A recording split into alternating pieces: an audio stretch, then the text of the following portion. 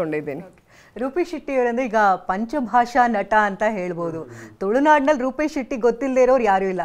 ಆದರೆ ಡಿಫ್ರೆಂಟ್ ಆಗಿ ಅಂದರೆ ಈಗ ಪೊಲೀಸ್ ಪಾತ್ರದಲ್ಲಿ ಅಂದರೆ ಕೊಂಚ ಎಲ್ರಿಗೂ ಹೌದಾ ಇವರು ಪೊಲೀಸ್ ಪಾತ್ರದಲ್ಲಿ ಮಾಡ್ಬೋದು, ಯಾಕಂದರೆ ಒಂಥರ ಕ್ಯೂಟ್ ಆಗಿ ಸ್ವಲ್ಪ ನಾಚಿಕೆ ಸ್ವಭಾವದ ರೀತಿಯಲ್ಲಿ ಹೆಚ್ಚಾಗಿ ನೋಡಿರೋದು.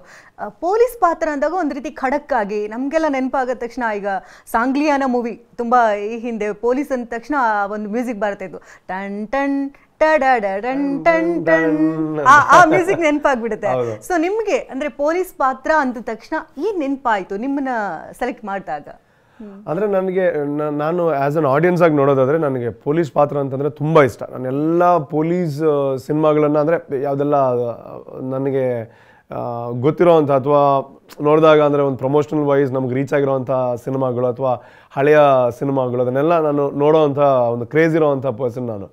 ಬಿಕಾಸ್ ಪೊಲೀಸ್ ಪಾತ್ರ ಮೋಸ್ಟ್ಲಿ ಎಲ್ರಿಗೂ ಇಷ್ಟ ಆಗುತ್ತೆ. ಏನಕ್ಕೆ ಅಂತಂದರೆ ನಾವು ಒಂದು ಪೊಲೀಸ್ ಅಂದ ತಕ್ಷಣ ಆ ಒಂದು ಅಧಿಕಾರ ಇರುತ್ತೆ, ಸೊ ಸುಪೀರಿಯರ್ ಆಗಿರ್ತಾರೆ, ಸೊ ಏನು ಕೂಡ ಅವ್ರಿಗೆ ಮಾಡ್ಬೋದು ಅನ್ನೋವಂಥದ್ದು ಆಲ್ರೆಡಿ ನೋಡೋವಂಥ ಆಡಿಯನ್ಸ್ ತಲೆಯಲ್ಲಿರುತ್ತೆ. ಸೊ ಹಾಗಾಗಿ ನಾನು ತುಂಬ ಎಂಜಾಯ್ ಮಾಡ್ತೀನಿ ಪೊಲೀಸ್ ಪಾತ್ರಗಳನ್ನು.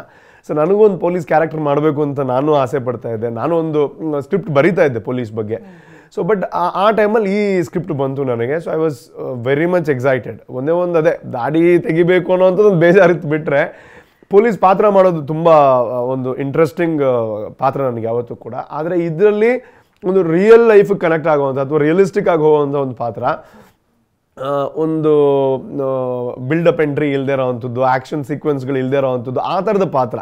ಸೊ ಸ್ಟಾರ್ಟಿಂಗಲ್ಲಿ ಅನ್ನಿಸ್ತು ಪೊಲೀಸ್ ಅಂದರೆ ಇನ್ನೂ ಒಂದು ಸ್ವಲ್ಪ ಫೈಟೆಲ್ಲ ಬೇಕಿತ್ತು ಅಂತ. ಬಟ್ ಯಾವಾಗ ಕತೆ ಹೇಳಿದ್ರು ಆವಾಗ ಅನ್ನಿಸ್ತು ಇದಕ್ಕೆ ಏನು ಬೇಕು ಅದು ಖಂಡಿತವಾಗ್ಲೂ ಸ್ಕ್ರಿಪ್ಟಲ್ಲಿದೆ. ಸೊ ಇದು ಒಬ್ಬ ಕಲಾವಿದನಾಗಿ ನನಗೆ ನನ್ನ ಒಳಗಡೆ ಯಾವ ರೀತಿಯಲ್ಲಿ ಆ್ಯಕ್ಟಿಂಗ್ ಅನ್ನೋವಂಥ ಕಲೆ ಇದೆ ಅನ್ನೋವಂಥ ಒಂದು ಚಾಲೆಂಜನ್ನು ಮಾಡೋವಂಥ ಒಂದು ಪಾತ್ರ. ಸೊ ಹಾಗಾಗಿ ಒಬ್ಬ ಕಲಾವಿದನಾಗಿ ಇನ್ನಷ್ಟು ಒಂದು ಸ್ವಲ್ಪ ಮುಂದೆ ಹೋಗೋದಕ್ಕೆ ತುಂಬ ಹೆಲ್ಪ್ ಆಗುವಂಥ ಪಾತ್ರ ಅಂತ ನನ್ನ ನಂಬಿಕೆ. ಅಂದರೆ ಈಗ ಪೊಲೀಸ್ ಪಾತ್ರ ಮಾಡಬೇಕು ಅಂದ ತಕ್ಷಣ, ಯಾಕಂದರೆ ಈ ಹಿಂದೆ ಹಲವು ನಟರು ಈಗಾಗಲೇ ಪೊಲೀಸ್ ಪಾತ್ರದಲ್ಲೇ ಅಭಿನಯಿಸಿದ್ದಾರೆ, ಅಂದರೆ ತೆರೆ ಮೇಲೆ ನಾವು ನೋಡಿದ್ದೀವಿ. ನಿಮಗೆ ಯಾರು ನೆನಪಾದ್ರು ಅಂತ? ನನಗೆ ಪೊಲೀಸ್ ಪಾತ್ರ ಅಂದರೆ ನಾನು ತುಂಬ ಸಿನಿಮಾ ನೋಡಿದ್ದೀನಿ, ಬಟ್ ನನಗೆ ಟಕ್ಕಂತ ನೆನಪಾಗುವಂಥದ್ದು ಸುದೀಪ್ ಸರ್. ಬಿಕಾಸ್ ಮದಕರಿ ಅನ್ನೋವಂಥ cinema and Kempegowda cinema. So ಅದು ಯಾವಾಗಲೂ ನನಗೆ ಎಂಟರ್ಟೈನಿಂಗ್ ಪೊಲೀಸ್ ಅಂದರೆ ತುಂಬ ಇಷ್ಟ ಆ್ಯಕ್ಚುಲಿ. ಸೊ ಆ ಎರಡು ಸಿನಿಮಾ ಯಾವತ್ತೂ ನೆನಪಿಗೆ ಬರುತ್ತೆ. ಆ್ಯಂಡ್ ಸಾಯಿ ಕುಮಾರ್ ಸರ್ ಮಾಡಿರೋವಂಥ ಪಾತ್ರಗಳು.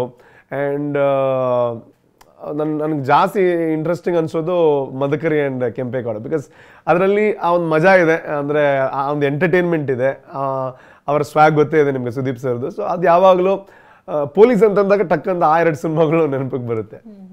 ಜಾನ್ವಿ ಅವರೇ, ಅಂದರೆ ಈಗ ಮೊದಲನೇ ಸಿನಿಮಾ ಅಂದರೆ ಸಾಕಷ್ಟು ಕನಸಿದ್ದೇ ಇರುತ್ತೆ.